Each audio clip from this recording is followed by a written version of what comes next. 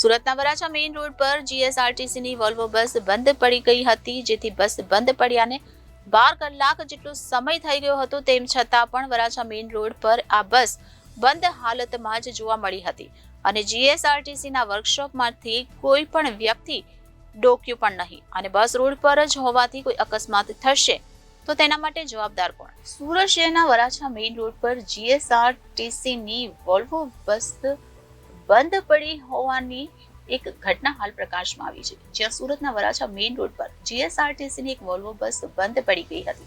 આ બસ બંધ પડ્યાને 12 કલાક થઈ ગયા, તેમ છતાં હજુ પણ આ બસ વરાછા મેઇન રોડ પર બંધ હાલતમાં જ પડી છે અને જીએસઆરટીસીના વર્કશોપમાંથી કોઈ પણ વ્યક્તિ અહીંયા ડોકાવવા પણ આવ્યું નથી. બસ રોડ પર જ હોવાથી અવર જવર કરતા લોકોને અને વાહન ચાલકોને ભારે હાલાકી પણ પડી રહી છે, પરંતુ બસ રોડ પર હોવાથી કોઈ અકસ્માત થશે તો એના માટે જવાબદાર કોણ તે પણ જોવું રહ્યું.